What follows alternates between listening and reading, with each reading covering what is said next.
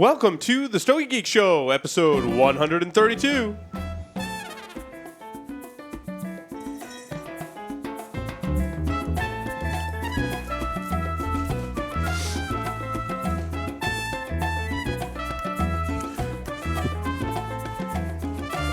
There you go.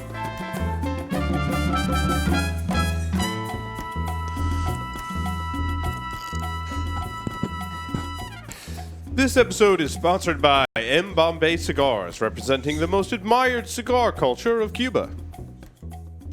And by Mr. J's Savannah Smoke Shop. Located in Rhode Island, they have an outstanding selection of premium handmade cigars. And by the Havana Cigar Club, located in Warwick, Rhode Island. It's a great place to enjoy a drink and a cigar. Stogie Geeks listeners can find a $5 off coupon on our website by clicking the HCC logo. And by AJ Fernandez Cigars, handcrafted in Nicaragua using the finest materials. Brands include the San Latano, Pinolero, and AJ's recently released New World brand. Visit them on the web at ajfernandezcigars.com. And by Debonair Cigars. Visit stogiegeeks.com/Debonair for a list of retailers who carry Debonair. Buy some today and get a little more Debonair. And by Ocean State Cigars. Try the J. Grotto series, including the Connecticut Shade Silk and limited edition J. Grotto Reserva lines, including the new J. Grotto Anniversary. Visit them on the web at oceanstatecigars.com. Welcome, everyone, to this edition of the Stogie Geek Show. I'm your host, Paul Asadorian. We have a very special guest in studio, and we also have Mr. Will Cooper on the lines from North Carolina. Will, welcome. Hey, greetings, everybody. Hey, Will. Yes. Very nice to have our special guest, Luis Falto, here in studio. Welcome, Luis. Thank you. Mr. Taldescola is here as well. What's going on, Paul? Nothing much. So next door is a Falto Lounge. Yes. You're the exclusive Falto reseller in Rhode Island. So we're very honored to have Luis here on the show. So welcome. Yep. Thank you. One of our good friends right here. Yeah, and very nice. fortunately, he's nice enough to come up even in almost cold weather. Yeah, Though yeah. for those of us, it feels warm. I was just saying that on our previous show, like 40 degrees for us is warm. And my friend who's on our previous show lives in Puerto Rico. To me, that's freezing. Yeah, exactly. 40 Very- degrees he is said. unbelievable. He said 40 is freezing. So, Luis, how did you get started in the cigar industry? Well, it was in around 1994. I couldn't find what I actually used to smoke. So I was studying at that time at George Washington University in D.C. So I just decided to go to the Dominican Embassy, get a list of retailers there, and went over there and see if they can offer what I wanted. So it was basically that. I couldn't find what I like to smoke. It was a very bad time because it was the boom, the infamous boom of cigars. So finally I agreed with the people of Aurora, and it's been 20 years now. Making my own blends, knowing my own rollers, and making very small quantities of cigars. Yeah, you have a vast quantity of different lines in very small quantities. Yes, Is that an approach that you kind of adopted early on? Did you know yes, that was since the beginning. In the beginning, I was making about 60 boxes of a couple of the cigars that I had. Maybe by that time, maybe 4 or 5 different cigars. Now I make 100 boxes of each cigar. Right now I have with a new cigar of the 20th anniversary. I have 90 different blends. And my approach is that I actually make a blend, and each blend comes in only one size. So I blend for the size, and just keeping the thing about 100 boxes, very small quantities, very exclusive, very unique, and I actually call it a boutique brand, ultra boutique brand. And that's one of the things that's very unique about Falto, is that every cigar is totally different. You don't have Robusto, Corona, Churchill with the same blend. Every single cigar is totally different. And I think it's great because it satisfies what I call cigar ADD, right? Is that I always want to smoke something different. So I can always go to the Falto line, and each one of the sizes is always different. So it's always different. I also don't repeat sizes very often. but I think that size is the best size that complements the blend. So I rather make it in the size that's perfect for the blend than to actually make it in 5, 6 different sizes. Yeah, it's interesting you said that. You have some of the most unique different sizes in all of the different blends. Yes. There's all different kinds of small Salamones, larger Salamones, different style of. Yeah. It's not a Salamone, but it's a perfecto that all kind of takes on their different shapes and sizes. Has that presented challenges in the blend, or if you like tried different sizes and you're like, hey, this really works? No, really. I actually, when my blending style is that I actually say I'm gonna make a such cigar. I have different tobaccos in mind. So how will those tobaccos would actually harmonize in that size? But right now, like I say, I have 19 different blends. I'm using molds actually. For example, I have a cigar that it's made using a mold from 1923 that I actually acquired on an auction, and that's actually one of the sizes. It's the only size and the only wooden mold currently used at Aurora. Wow. So And which size is that? it's a short perfecto. It's very similar to the Arturo Fuente Hemingway. It's a little bit thinner. And which The cigar is that? Prominente. The Prominente. It's Okay. Falto Prominente Gran Reserva Especial. That's the name of the. Awesome. That's one of my favorite short smokes. A lot of times on the ride home, I know I've got about 25 minutes. Yes. I'll start at about 10 minutes before I leave. In the winter, hit auto start. Yes. Let the car warm up for 10 minutes, and then go with the Preferido. Nice. I go with the Prominente. Yeah, very cool. Now, this cigar that we're smoking is your latest blend? Yes, Is that correct? it's a 20th anniversary cigar. It's called Falto Los Procesos. Los Procesos is Spanish for the processes. It actually, the meaning of it is the process of growing tobacco, the process of fermenting tobacco, of curing tobacco, aging tobacco, the process of making the cigar, the process of aging the cigar, the process of cutting the cigar, smoking the cigar, appreciating the cigar, all those processes all together. That's the meaning of Los Procesos. And it's one of the larger sizes in your portfolio. Is it a double Corona? It's a double Corona. It's 7x50. Also, it's the strongest blend that I actually made. If you compare to other Falto cigars, they're a little bit milder. I normally make cigars medium to full flavored. I like to use flavor instead of body because that's what you're actually looking at, cigar flavor. And but this one is the strongest blend that I've made so far, and actually I think it's one of my best blends. Yeah, I'm enjoying it very much. I like that it's a little amped up in strength, although I do like smoking a lot in the morning. And reaching for some of your blends is nice because they're mostly, for the most part, they're medium in strength, but full flavor, like you said. That's very important. Also, the balance. You have to have a lot of balance in the cigar. Too strong of a cigar would actually kick your ass. But too soft of a cigar, too mild of a cigar, it's actually boring. So I like to keep the smoker engaged and throughout the changes, throughout the smoking process. No, definitely a full-bodied stick in the morning makes me need to take a nap. And that's why there's a lot in the Falto line. A lot of several Cameroon wrappers and that you can smoke. I think it was the Delirio. Delirio, which you first brought back. That's my favorite From the show. Yeah, that's a good And I cigar. smoked those in the morning. Yeah, and I really like that one. That was the first cigar that I actually used Corojo wrapper, the Megan Corojo wrapper.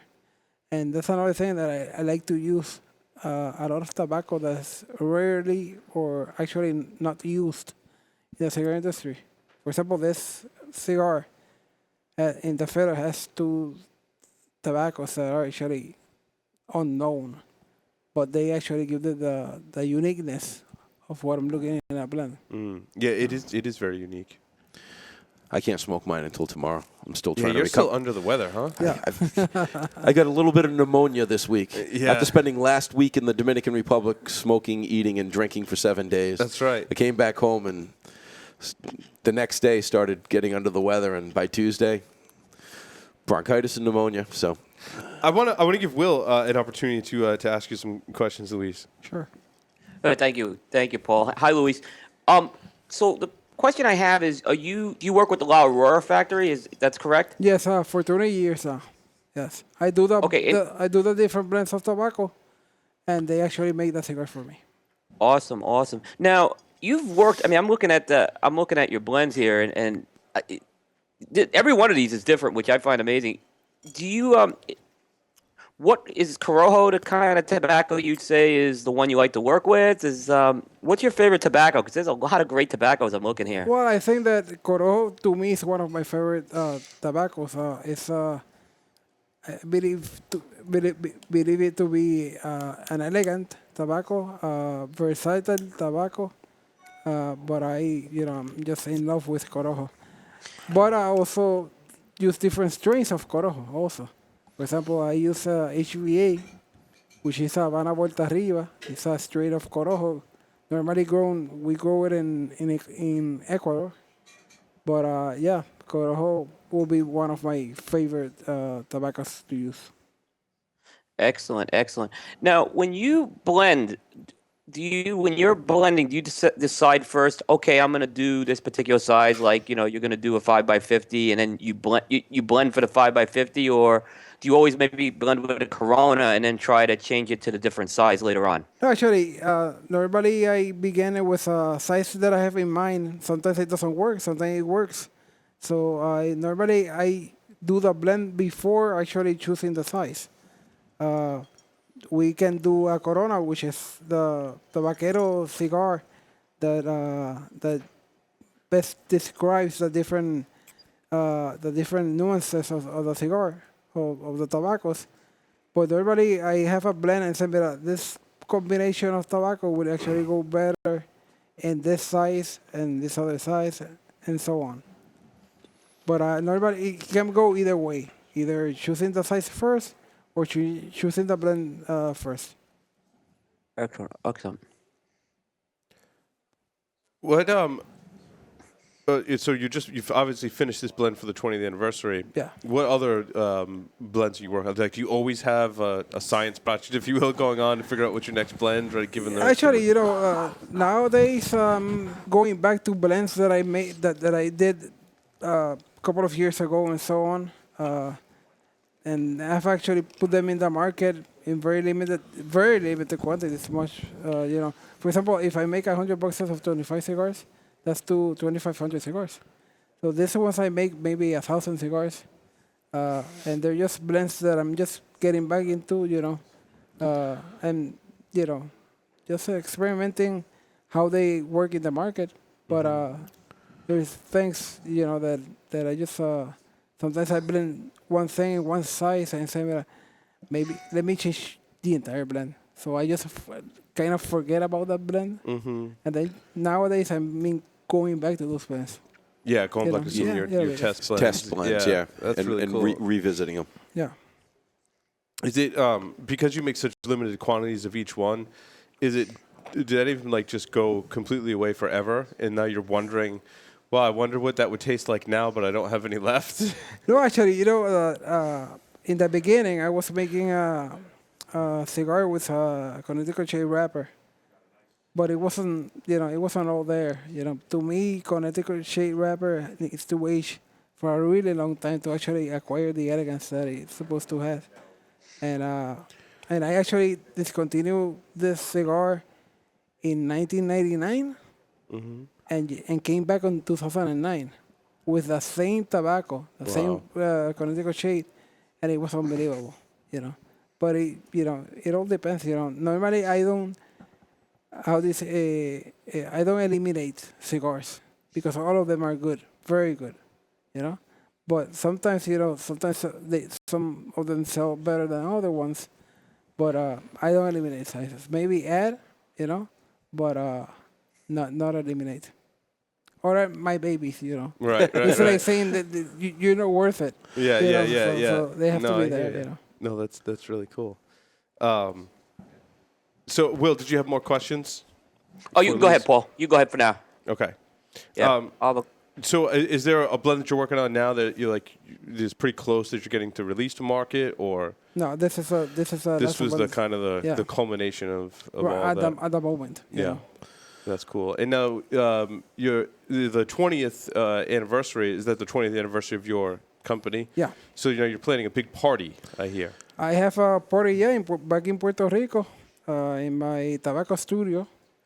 It's actually, we're going to celebrate it on April 11. And actually, I know that Todd is planning to do something very special. We're actually going to smoke the cigar in two very different parts of the world, Puerto Rico and Rhode Island. You know, at the same evening, you know. Nice. So we introduce the cigar in Puerto Rico and also introduce it here at the same time. Well, we obviously got a very early treat on it because he brought up a handful of them so that we could smoke some today, which was great. But he's also going to send us up a couple of boxes. So on the day that we do the Falto launch of the 20th anniversary in Puerto Rico, which myself and Leon will both be down with Luis for, we'll have it at Havana, and you can smoke it with us the same day that it gets launched in Puerto Rico. Yeah. That's really awesome. And then it will ship sometime several weeks after that for real. But very cool. And I've heard some of these parties are pretty epic in terms of the pairings and wine and various spirits.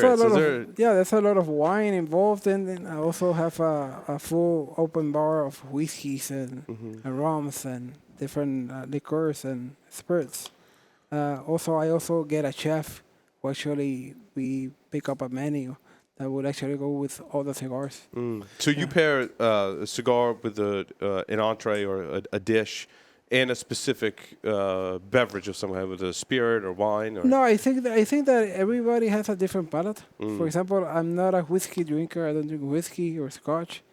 My spirit of preference is rum. So I will actually smoke the cigar with a rum, some coffee also. But it's a personal choice for anybody. The menu of the food actually is something that combines well with a cigar, maybe some meat, some different treats. What's your favorite rum to drink? I drink a lot of Puerto Rican rum because I'm Puerto Rican, but I also admire some rums from Panama and Dominican Republic. What are some of the top brands of rum in Puerto Rico? Puerto Rico Don Q is actually the rum of preference, and they have a very nice aged rum. It's called Don Q Gran Añejo. There's also rum barrilito, and there's a whole bunch of different rums in Puerto Rico, and everyone is different, But I would say that my preference is Don Q Gran Añejo. It's a very smooth, very nice touches of molasses to it, Very nice. We brought that in for Luis for his visit. Actually, Nice. We had some next that door. was a nice surprise. That's awesome. That's awesome. Yeah. Luis, I got a question just because you're obviously, being from Puerto Rico. I know they grow tobacco in Puerto Rico and they do use it on some cigars. Have you worked with it? And is that something you maybe would consider working with at some point? Actually, the amount of tobacco that is grown in Puerto Rico is very small. Some people acquire it from the experimental program of the University of Puerto Rico. That I know of, what the tobacco that's grown today in Puerto Rico is not as good as it used to be. Okay. So a lot of people actually blend that tobacco with maybe Indonesian, Ecuador tobacco. But believe me, the cigar in Puerto Rico nowadays, unfortunately, is not good tobacco. Really? And the amount grown in Puerto Rico compared to the amount that was grown in the 50s and 60s, it's actually it's not there. Normally, sugarcane and coffee actually got the better of tobacco. So, actually tobacco is actually almost disappeared in Puerto Rico in the last couple of 2-3 decades. Is it because of climate, or is it just because of they've moved on to like other things, like you said, like the coffee or things like Yeah, that? economics. Complete Economics. Okay. economics. Yep. There's more money. One time there was more money in sugarcane, and also the coffee, which is actually struggling nowadays in Puerto Rico because we don't have people that want to pick coffee. But it's just pure economics. Sure, sure. So you also have your own blend of coffee. It's like, I shouldn't say it's a blend, but it's a particular bean of coffee that you've Yeah. branded under the Falto name, correct? Yes, it's a super premium coffee. I use a seed that's called pea berry. Mm-hmm. It's actually a mutation. Only 5% of the coffee grows like this. It's a whole bean instead of being like two beans. When you took a look at a normal coffee bean, it's very, very exclusive. A little bit expensive, but it's the best. So it's like Go ahead. Go ahead, Will. Oh, I think we lost Will. Okay.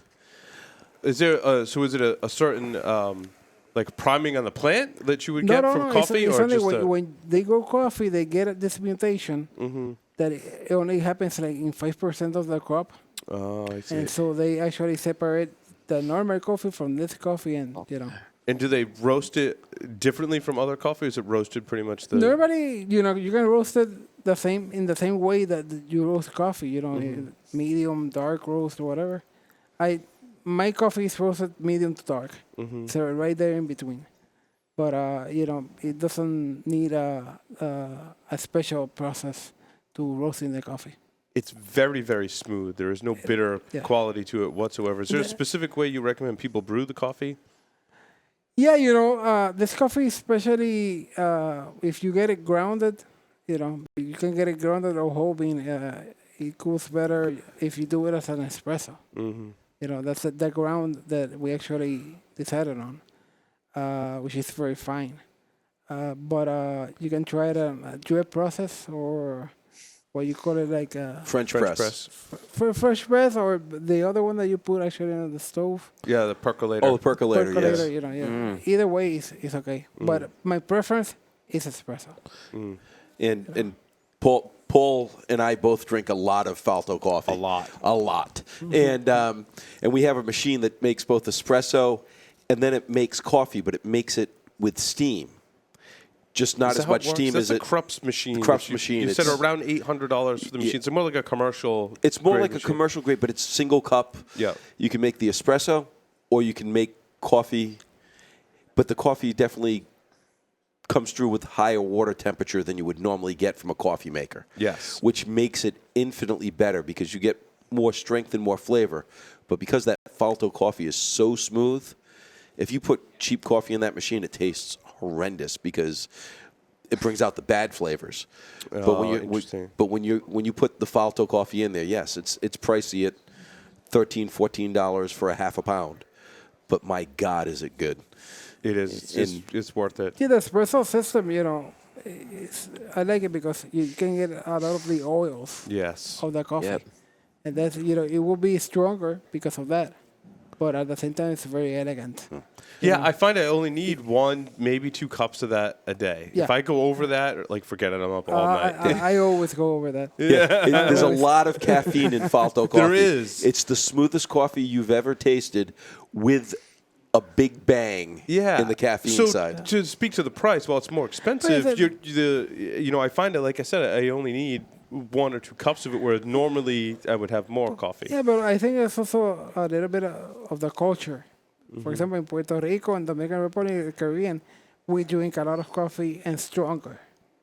For example, what we call an Americano over there is what you actually drink over here. And normally cup of coffee is a strong coffee. And that's a preference of the community. It's just a pure. It all depends where you are. For example, you go to Italy, you order a coffee, they're gonna give you an espresso. Yes. It's like yes. that. Yep. Now, Will, I guess you're back. We got cut off on your last question.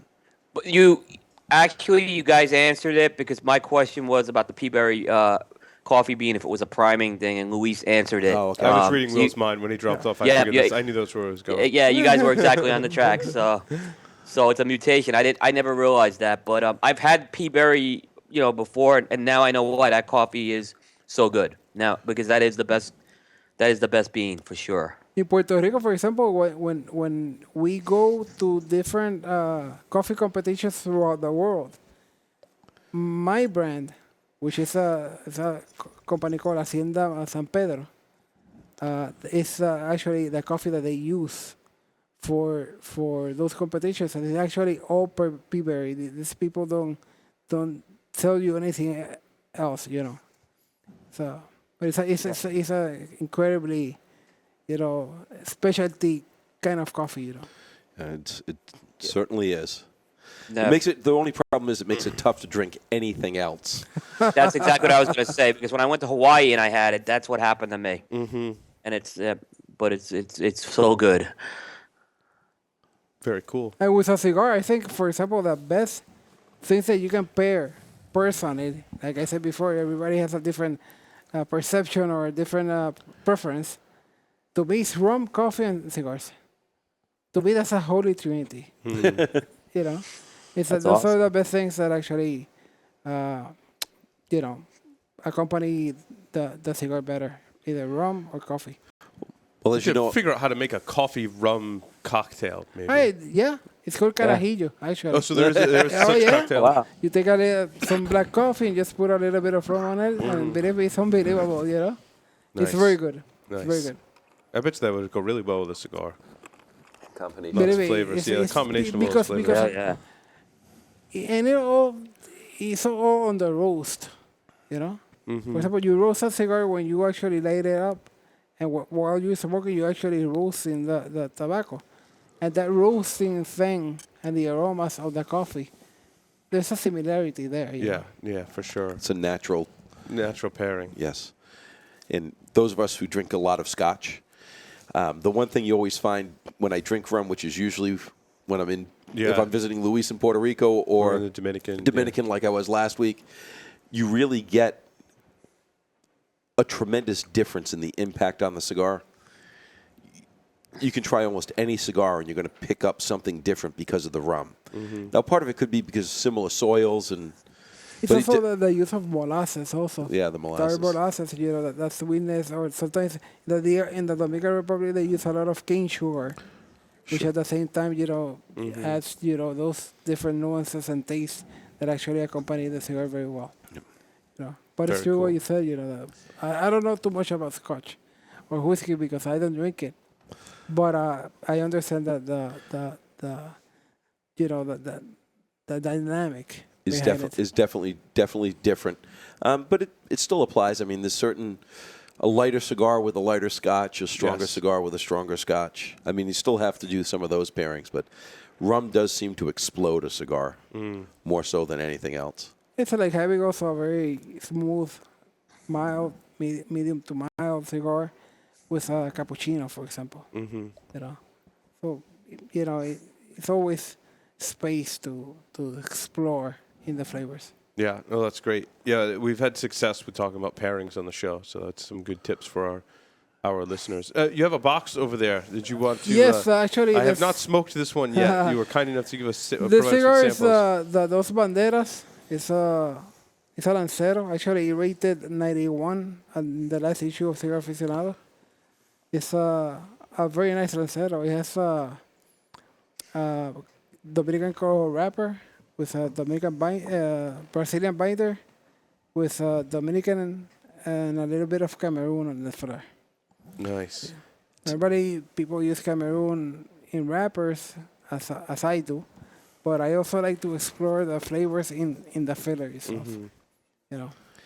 And that's, you said that Lancero, when we brought it in, this is actually probably the most popular cigar in the Falto line in our humidor. It's the Lancero. Is the which- Lancero, which is, Not always the most popular size. I mean, in our shop some we get a shops. little bit more of that. And Yeah. and again, Luis, until this cigar, didn't really make. He's got a few large ring gauge cigars, but the Lancero, this Dos Banderos blend was just right off the bat with our cigar geeky guys who are all Lancero and Corona smokers for the most part. That Lancero took off right away, and fortunately, he got the recent rating from Cigar Aficionado at 91. So no advertising. Did I say that? You know, the good thing, All good. I believe, for example, I mentioned before that the Corona is the preferred size of the tabaquero. You go to a factory and most people are going to be smoking Coronas because you get the sense of all the three components, wrapper, binder, and filler. And the thinner the cigar, the more flavorful it will be because you're actually smoking all three components. You get a thicker cigar, more air goes through it, and you're actually smoking mostly filler. Thinner cigars, less air goes through it, and you're actually smoking all three components. So, I really enjoy small ring gauge cigars, not like 35 or something like that, but this one is a 40. But something like that, it actually acquires a taste. And for example, Lancero, to me, is the Apollo of cigars. It's a very elegant size. It's nice to smoke. It feels nice in your hand, But it's pure elegance. As well as you mentioned earlier the Delirio, which is a Lancero, 6.5 by 42. So it's also a very nice cigar, very elegant. Forces you to slow down with that smaller ring gauge too. I like that about that. To smoke a cigar, you have to slow down. I call it sometimes a fulfillment of enjoyment, relaxation. Where you actually can be you and the cigar, and good company, of course. But it's just that's why people smoke cigars to relax. There's a lot of that going on next door in the Falto Lounge. Yes, there is. After a hard days of work, after finishing a project, after doing, you feel with a cigar, it's like the fulfillment of all those good feelings. Excellent. So, Falto Cigars, of course, available absolutely next door. If you need to call in, it's 401-287-4250. Falto Coffee, we also have it ground and in whole bean, as well as the whole Falto line of cigars. So we're more than happy to help anybody get them who hasn't had them yet. Awesome. Well, thank you, Luis, and thank you, Todd, as always. Thank you. Thank you, Great my friend. segment. Nice meeting you, Thank you. Luis. Thanks, Paul. Thanks, as Todd. always. Great Thanks, segment. Will. Yep. With Thank you. that, we're going to take a short break and come back and talk about our Stokies for the week. So stay tuned.